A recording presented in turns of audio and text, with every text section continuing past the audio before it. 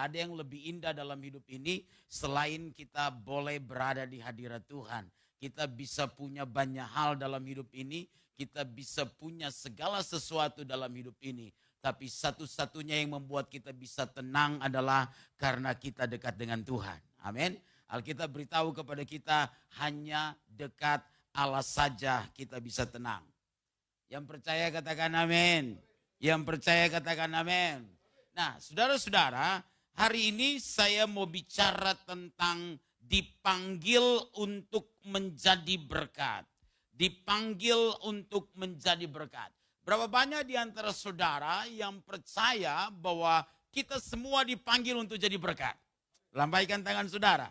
Haleluya. Nah, saudara-saudara, saya percaya bahwa kita tidak hanya dipanggil untuk percaya dan menjadi murid saja, tetapi setiap kita, saya dan Bapak Ibu Saudara, orang percaya dipanggil juga untuk menjadi berkat bagi sesama kita.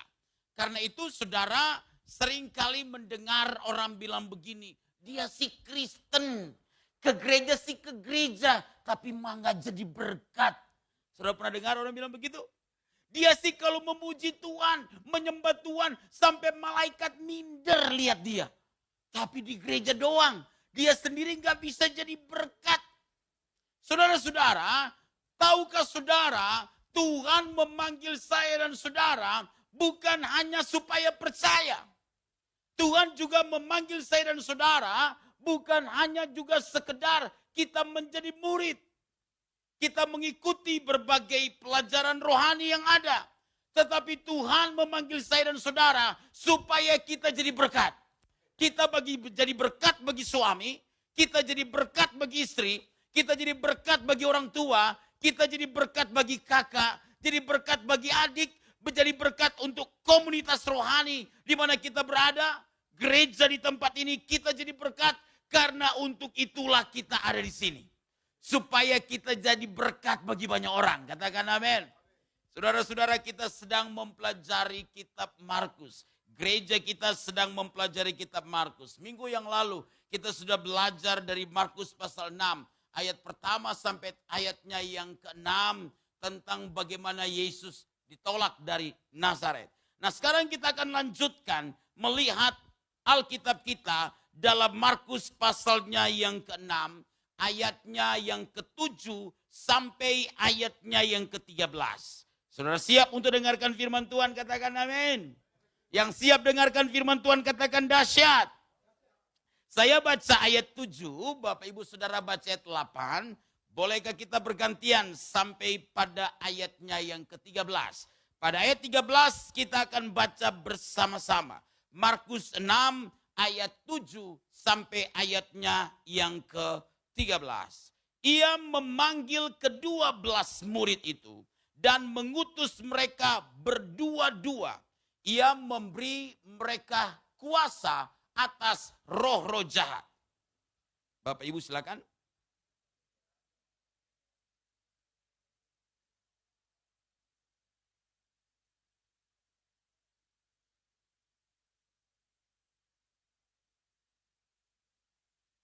Ayat 9.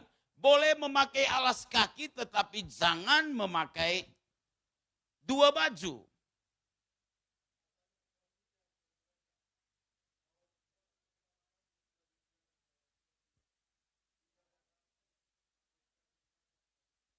Ayat 11.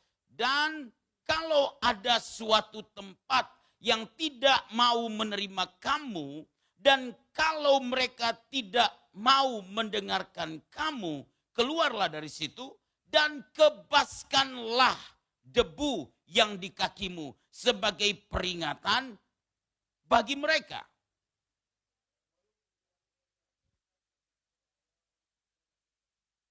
Ayat 13 kita baca bersama-sama. Dan mereka mengusir banyak setan dan mengoles banyak orang sakit dengan minyak dan menyembuhkan mereka. Amin. Nah, saudara-saudara, Alkitab memberitahu kepada kita tentang murid-murid Tuhan yang dipanggil oleh Tuhan. Kata Alkitab dalam ayat yang ke-7, Tuhan memanggil murid-murid itu, yaitu ke-12 murid itu, lalu kemudian mengutus mereka berdua-dua. Mereka bukan hanya menerima keselamatan yang Tuhan berikan kepada mereka, tetapi bagaimana mereka juga berbagi keselamatan yang sudah Tuhan berikan bagi setiap mereka. Nah, karena itu saya ingin beritahu kepada kita sekalian bahwa penting bagi kita sekalian untuk bisa jadi berkat dimanapun kita berada. Penting bagi kita sekalian untuk berkomitmen menjadi berkat, karena untuk itulah kita dipanggil oleh Tuhan. Mulai dari hal-hal yang kecil, mulai dari hal-hal yang sederhana, mulai dari hal-hal yang mungkin gak dilihat oleh orang, tetapi Tuhan melihat semuanya. Kita mengerjakan sesuatu bukan sekedar sebuah aktualisasi diri agar orang memuji kita, agar orang tua memuji kita, agar bos memuji kita, agar pendeta memuji kita, tetapi kita melakukan segala sesuatu untuk Tuhan. Kata Alkitab, apa saja yang kamu lakukan, lakukanlah seperti untuk Tuhan dan bukan untuk manusia. Berarti kita sudah jadi berkat. Persoalannya adalah, ada banyak orang Kristen di bawah kolong langit ini, tetapi pertanyaannya adalah, berapa banyak orang yang bisa jadi berkat? Amin. Kita ke gereja, kita melayani Tuhan, tapi pertanyaannya, sudahkah kita jadi berkat setiap saat?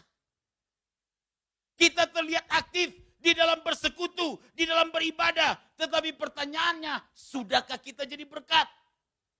Saudara-saudara, seorang tokoh sebuah agama yang lain yang ada di India pernah berkata begini, saya kalau lihat ajaran Yesus, saya pingin jadi Kristen katanya. Karena Yesus itu ngajarin kasih yang luar biasa. Tapi kalau saya lihat pengikut Kristus, saya ogah jadi Kristen. Kalau saya lihat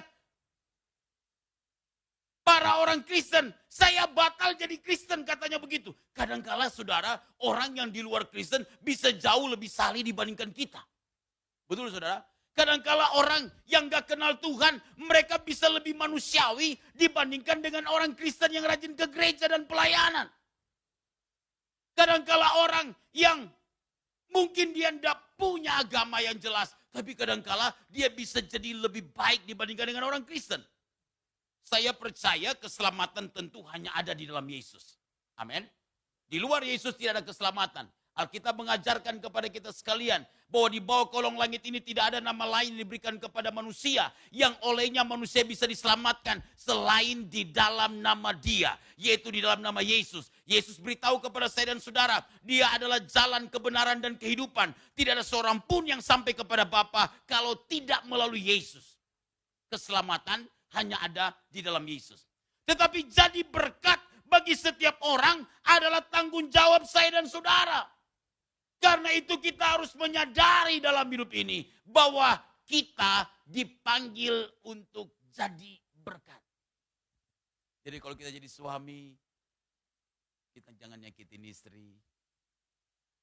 Jangan kata-katain dia. Kalau kita jadi istri, kalau suami minta buat kopi, jangan karena kita marah, kita taruh garam biar dia rasa betapa asinnya hidup ini. Jadi kalau kita jadi anak, ya kita tetap hormati orang tua. Walaupun kita mungkin kuliahnya lebih tinggi, S1, S2, S3, sampai SS-nya banyak. Tapi karena orang tua, kita taruh respect, taruh hormat kepada orang tua kita. Benar saudara? Kadang-kala anak sekarang nih, orang tua baru ngomong satu kalimat, dia udah satu paragraf. Orang tua ngomong satu paragraf, dia udah satu halaman. Orang tua ngomong satu halaman, dia udah satu bab. Orang tua ngomong satu bab, dia satu buku. Maksudnya lebih banyak argumentasi dia daripada orang tua. Saudara, mari kita jadi berkat dalam hidup ini di dalam segala hal yang Tuhan inginkan bagi kita sekalian. Lalu pertanyaannya bagi kita adalah bagaimana kita bisa menjadi orang Kristen yang efektif sehingga kita jadi berkat bagi banyak orang. Karena untuk itulah kita dipanggil oleh Tuhan. Bagaimana kita boleh menyadari bahwa setiap panggilan kita itu adalah untuk menjadi berkat bagi sesama kita. Yang pertama, saudara-saudara, kenalilah panggilan kita. Kenalilah panggilan kita. Saudara-saudara, ayatnya yang ke-7 dari Markus 6 berkata begini. Ia memanggil ke-12 murid itu dan mengutus mereka berdua-dua. Ia memberi mereka kuasa atas roh-roh jahat. Saudara, Alkitab beritahu kepada kita begini. Tuhan datang ke dunia ini untuk menyelamatkan orang yang percaya. Karena itu dia memilih murid-muridnya. Dia memanggil ke-12 orang murid. Kemudian kata Alkitab, dia mengutus mereka. Mengutus apa? Mengutus mereka untuk memberitakan Injil kepada banyak orang. Saudara-saudara, 12 orang murid itu dipanggil untuk menjadi penginjil. Dalam konteks ini, mereka adalah rasul yang kemudian bisa mewartakan Injil Kerajaan Allah. Mereka tidak hanya menerima berkat yang telah diajarkan oleh Tuhan Yesus, yaitu anugerah keselamatan yang mereka terima, tetapi mereka diminta untuk berbagi-bagi orang lain. Dengan cara apa? Dengan cara mereka memberitakan Injil. Apa yang saya mau beritahu kepada saudara? Kita bisa jadi berkat dalam segala hal dalam hidup ini. Kita bukan seorang penginjil. Kita mungkin bukan seorang pendeta. Kita juga mungkin bukan seorang hamba Tuhan. Tapi saya dan saudara dipanggil untuk jadi berkat dimanapun kita berada. Kita harus mengenali apa panggilan yang Tuhan berikan bagi kita. Saudara adalah seorang ibu rumah tangga. Kalau itu adalah panggilanmu sebagai ibu rumah tangga, engkau punya tanggung jawab yang besar berdoa bagi suami. Berdoa bagi istri. Saya sih Pak Pendeta, saya sering berdoa bagi suami supaya dia berada di jalan yang benar. Kalau boleh dia buka perusahaan di banyak cabang, tapi jangan buka cabang keluarga di mana-mana. Saudara punya tanggung jawab berdoa bagi anak-anak. Mendidik anak-anak dalam takut akan Tuhan. Kalau itu adalah panggilan saudara di dalam keluarga. Kalau itu adalah panggilan saudara di dalam bisnis, di dalam usaha saudara, maka kenali panggilan itu. Mulai jadi berkat di situ. Amin saudara. Kita mungkin tidak bisa seperti 12 orang murid yang kemudian diutus berdua-dua. Soalnya saya sedang melakukan mission trip penginjilan.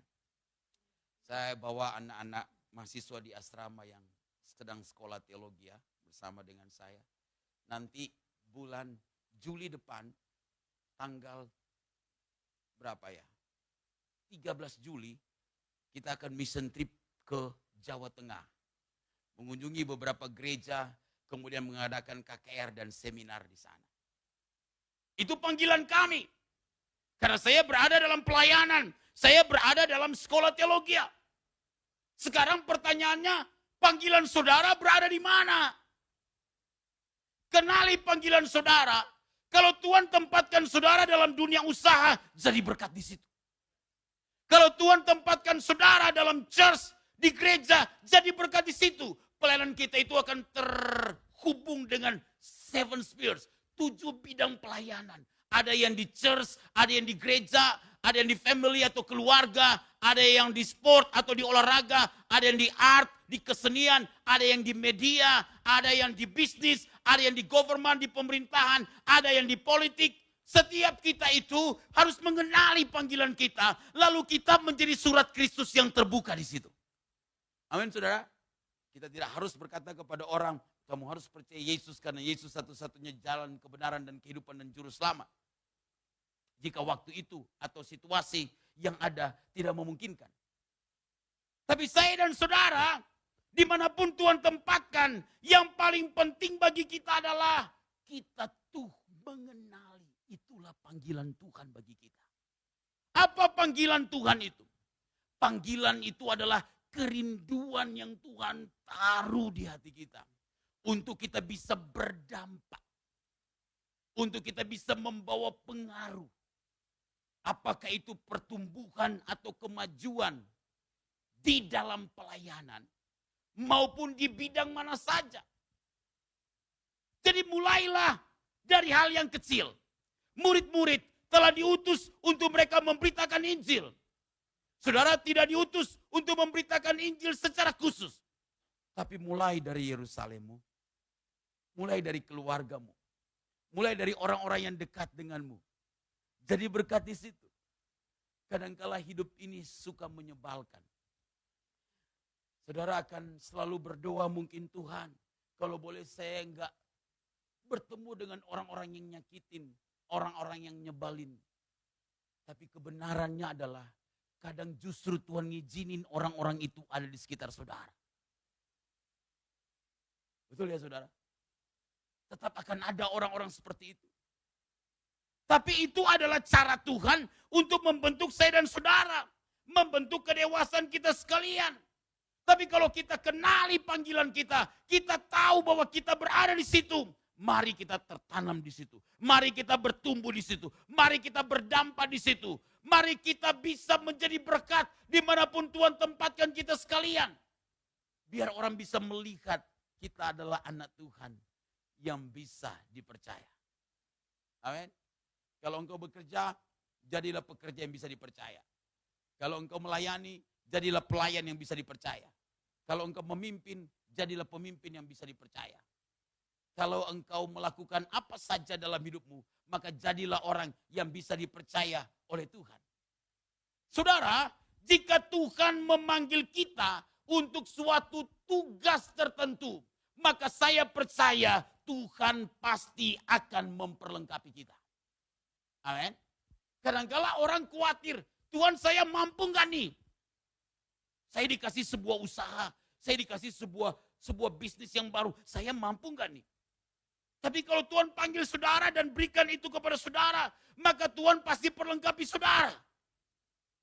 Kalau Tuhan tempatkan saudara dalam satu pelayanan, Tuhan tempatkan saudara terhubung dalam sebuah komunitas rohani, maka Tuhan pasti memperlengkapi saudara ada di situ.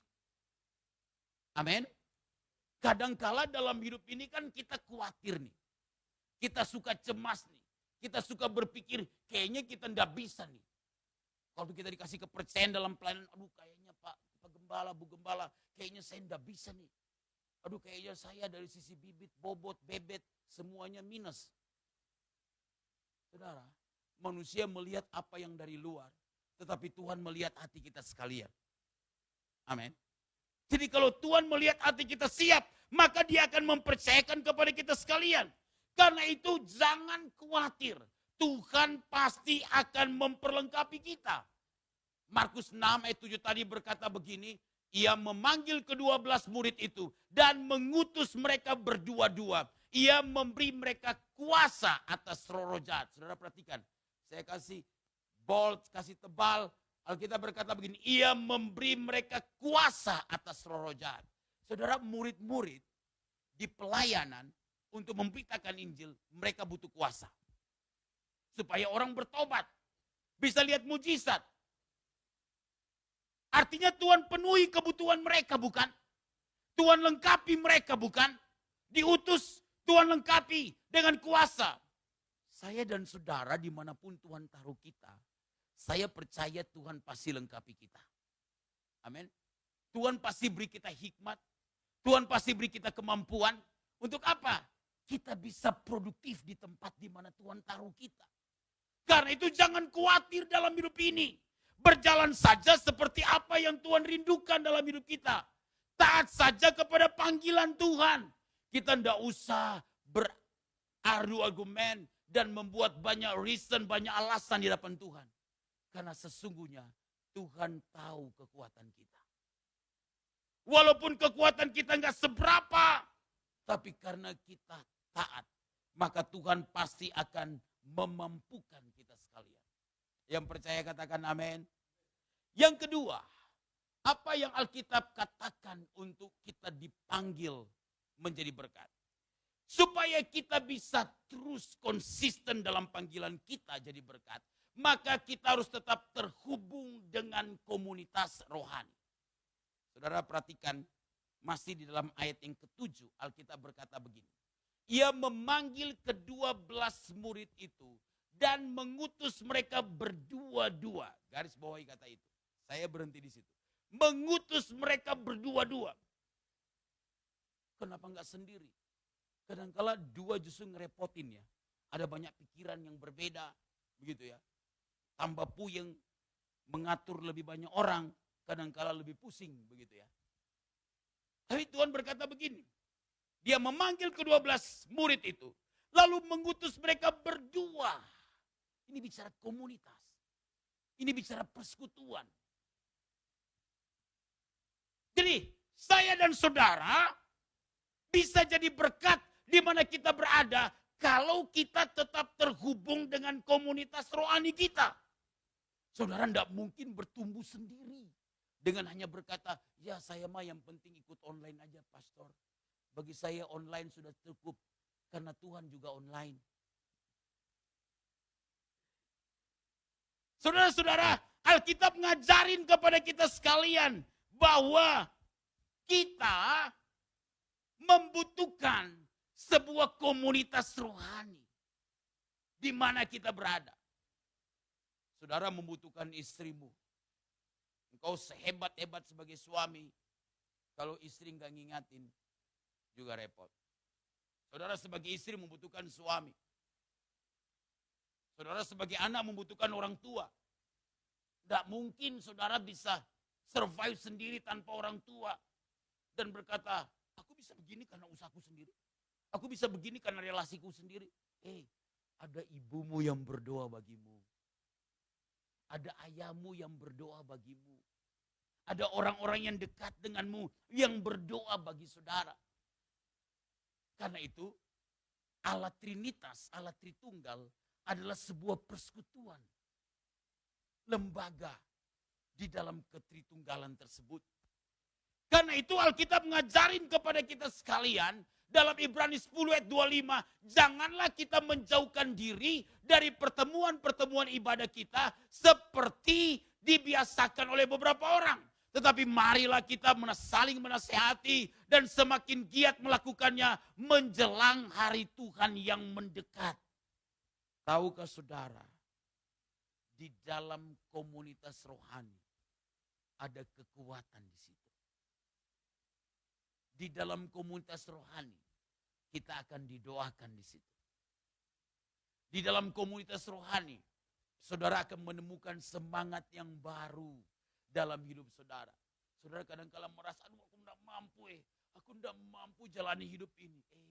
Tiba-tiba saudara telepon sahabat rohani di gereja keluarga Kristus, di Pluit ini, dan mereka berdoa bagi saudara, dan saudara dikuatkan. Saudara dari rumah, saudara merasa, waduh ada beban, ada pergumulan, saudara merasa tidak semangat, saudara merasa tidak bahagia. Tapi waktu saudara berada dalam komunitas rohani ini, saudara berdoa, saudara memuji Tuhan, saudara menyembah Tuhan. Wow, bukankah saudara akan merasakan sukacita? Saya duduk di depan tadi, lalu saya dengar, siapa suara yang paling kuat memuji Tuhan ini? Ternyata di belakang saya. Saya pikir suara singer. Ternyata suara di belakang saya. Anak-anak muda, ada bapak juga di belakang. Wah, ternyata keren. Jadi saya jadi tambah semangat. Jadi kalau saudara berada dalam gereja, lalu saudara memberi pengaruh yang positif, saudara semangat, orang lain akan jadi semangat. Ya kan? Tapi kalau saudara loyo, lemah, letih, lesu, lunglai, loyo, lobet, semua ada di saudara. Ya kan? Jadi saudara kehilangan semangat. Orang lain yang lihat saudara juga tidak semangat dan berkata, senasib kita Pak. Memang dunia ini penuh banyak masalah, punya banyak penderitaan. Kalau saudara ngumpul dengan kelompok yang sakit hati, saudara akan lebih mudah berbagi sakit hati saudara dan sama-sama sakit hati dan berkata, mungkin kita sudah habis di dunia ini.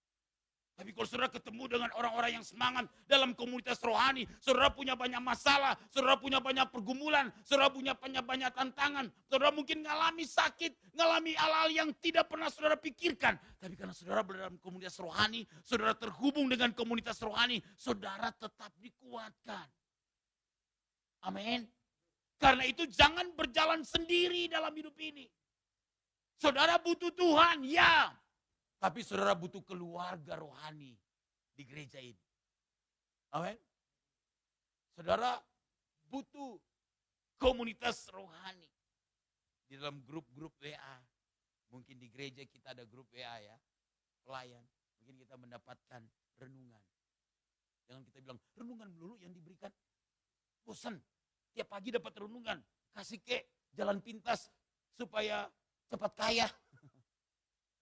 Saudara-saudara, saya mau beritahu kepada saudara, kebutuhan rohani kita lebih dari apapun yang kita butuhkan di bawah kolong langit ini. Apa guna kita miliki seisi dunia, kata Alkitab, jika jiwa kita binasa? Karena itu Alkitab mengajarin kepada kita, tetaplah terhubung dengan Tuhan. Terhubung dengan komunitas rohani kita. Yesus mengutus 12 orang murid berdua. Artinya Yesus sedang mau beritahu betapa pentingnya persekutuan. Kalau ada masalah, jangan lari dari pelayanan. Kalau ada masalah, jangan lari dari persekutuan. Kalau ada masalah, jangan tinggalkan Tuhan. Kalau ada masalah, datang kepada Tuhan. Kalau ada masalah, datang dalam komunitas rohani. Kita didoakan, kita dikuatkan. Di mana-mana ada masalah dalam hidup ini. Di mana-mana ada pergumulan dalam hidup ini. Tapi yang paling penting bagi kita sekalian adalah bagaimana supaya kita terus terhubung dengan komunitas rohani kita. Alkitab beritahu kepada kita dalam 1 Yohanes 1 ayat yang ketiga. Apa yang telah kami lihat dan yang telah kami dengar itu, kami beritakan kepada kamu juga. Supaya kamu pun beroleh persekutuan dengan kami. Dan persekutuan kami adalah persekutuan dengan Bapa dan dengan anaknya Yesus Kristus. Saudara-saudara, Rasul Yohanes beritahu kepada jemaat yang dikirimkan surat ini. Bahwa dia sebagai rasul bersama dengan hamba-hamba Tuhan yang lain. Dengan para rasul yang lain. Mereka memiliki persekutuan dengan Bapa. Persekutuan dengan Yesus. Karena itu mereka bersaksi tentang indahnya persekutuan itu. Apa yang mereka lihat, apa yang telah mereka dengar, mereka beritakan kepada orang lain. Lalu sekarang orang yang percaya itu beroleh persekutuan rohani di dalam Tuhan. Kita membutuhkan persekutuan rohani itu. Amin. Yang ketiga, saudara-saudara. Bagaimana kita bisa produktif, efektif untuk panggilan kita itu bisa jadi berkat. Yang ketiga, bergantung pada Tuhan. Saudara-saudara, ayatnya yang ke-8 dan ayatnya yang ke-9 dari Markus 6 berkata kepada kita demikian.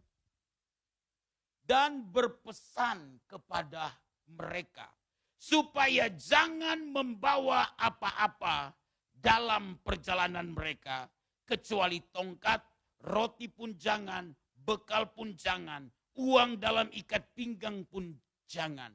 Boleh memakai alas kaki, tetapi jangan memakai 2 baju. Saudara, ini menarik. Tuhan beritahu kepada 12 orang muridnya bahwa mereka diutus untuk memberitakan Injil. Tapi menariknya, Tuhan bilang begini, kalau mereka pergi dalam perjalanan mereka enggak boleh membawa sesuatu yang berlebihan. Kecuali sesuatu yang penting yang mereka perlukan.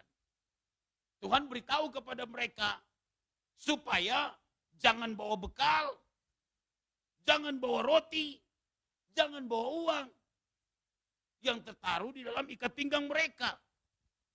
Ini sesuatu yang unik. Saudara-saudara, apa yang kita pelajari di sini? Dalam hidup ini, kita nggak bisa ngandalin hal-hal yang lahiriah. Kita nggak bisa ngandalin hal-hal yang jasmania. Dalam hidup ini kita perlu bergantung kepada Tuhan. Jadi ketika murid-murid diutus untuk mereka bermisi, mereka memberitakan Injil, Tuhan bilang kepada mereka, jangan bawa persiapan secara lahiriah, tapi belajar bergantung kepada Tuhan. Apa konteks yang sedang Tuhan mau ajarkan di sini? Bukan Tuhan melarang kita memiliki persiapan dalam hidup ini. Tapi poin yang Tuhan sedang beritahu kepada murid-muridnya adalah bergantunglah kepada Tuhan. Jadi kalau konteks hamba Tuhan, kalau jadi hamba Tuhan, jangan minta-minta. Konteksnya demikian. Kalau jadi hamba Tuhan, jangan gak jadi berkat. Konteksnya Tuhan beritahu kepada murid-muridnya, kalau kamu diutus, kamu percaya bahwa Tuhan akan menyediakan semua yang kamu perlukan dalam hidup kamu. Bergantunglah kepada Tuhan. Saudara-saudara, dalam hidup ini kadang-kala kita merasa, Tuhan, aku tidak punya sesuatu yang aku bisa jadikan itu jadi berkat bagi orang lain. Saudara, cara Tuhan melakukan mujizat bagi kita. Pertama, dari tidak ada menjadi ada. Tuhan menciptakan langit dan bumi ini hanya dengan berfirman. Jadilah terang, maka terang itu jadi. Hendaklah yang di darat mengeluarkan tumbuh-tumbuhan, maka muncullah tumbuh-tumbuhan itu. Tuhan membuat mujizat dari tidak ada menjadi ada. Yang kedua, Tuhan melakukan mujizat dari apa yang ada dan terus akan ada. Tuhan menolong janda di Sarfat yang dia hanya punya sedikit tepung dalam tempayan dan sedikit minyak segenggam tepung dalam tempayan dan sedikit minyak dalam buli-buli.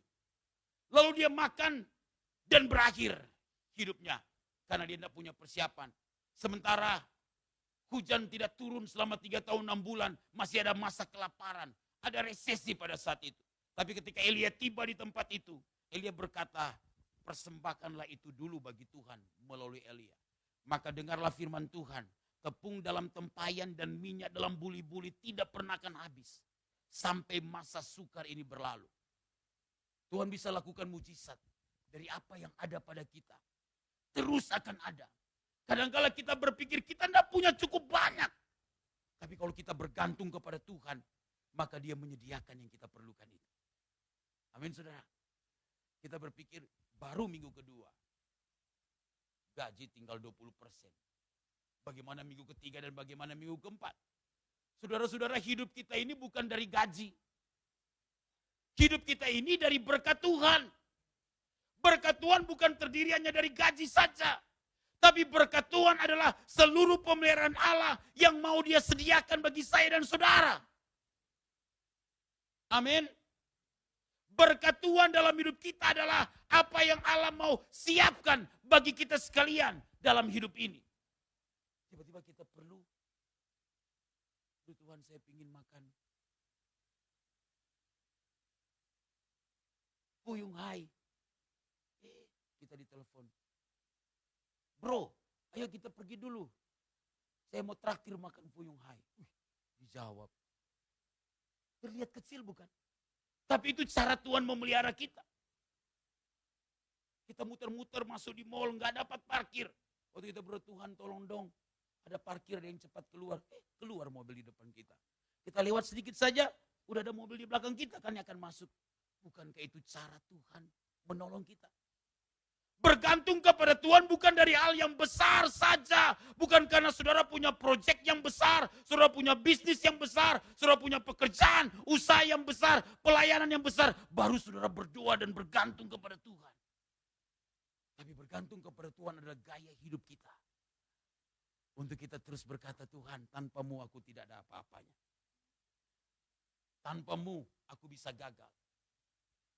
Saudara-saudara, Alkitab beritahu kepada kita sekalian bahwa Allahku akan memenuhi segala keperluanmu menurut kekayaan dan kemuliaannya dalam Kristus Yesus. Konteks ini dia sedang bicara tentang kebutuhan rohani dari Paulus, tapi juga termasuk kebutuhan jasmani. Ketika Paulus berkata segala perkara dapat kutanggung di dalam Dia yang memberikan kekuatan kepadaku dalam ayat 13. Sebelumnya Paulus mengalami berbagai pergumulan secara rohani, tapi secara lahiriah. Tahukah saudara, Tuhan paling tahu semua keperluan kita. Apa yang saudara butuhkan? Perlukan. Saudara butuh ketenangan hati, maka Dia sumber damai sejahtera. Saudara butuh kesembuhan batin, maka Dia sembuhkan saudara. Saudara butuh kesembuhan lahiriah, Dia sembuhkan saudara. Saudara butuh pemenuhan secara rohani, maka Dia sumber segala-galanya bagi kita sekalian. Yang terakhir saudara-saudara, bagaimana kita bisa jadi berkat dalam panggilan kita. Kita harus bersedia untuk diterima, tetapi juga bersedia untuk ditolak. Dalam hidup ini, tidak semua doa dijawab oleh Tuhan dengan ya. Kadang-kala Tuhan jawab dengan tidak. Tapi tahukah saudara, semua masalah, semua pergumulan, semua tantangan, itu akan mendewasakan kita secara rohani. Tahukah saudara itu cara Tuhan untuk memproses kita, membentuk kita. Kadangkala kita udah berpikir, dapat nih, loss, lepas juga. Itu membuat kita belajar untuk mengandalkan Tuhan dalam hidup ini. Saudara-saudara, Markus pasalnya yang ke-6 ayat 10 dan 11 berkata begini.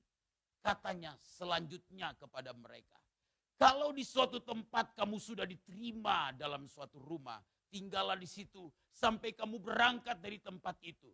Dan kalau ada suatu tempat yang tidak mau menerima kamu, dan kalau kamu tidak mau, dan kalau mereka tidak mau mendengarkan kamu, keluarlah dari situ dan kebaskanlah debu yang di kakimu sebagai peringatan bagi mereka.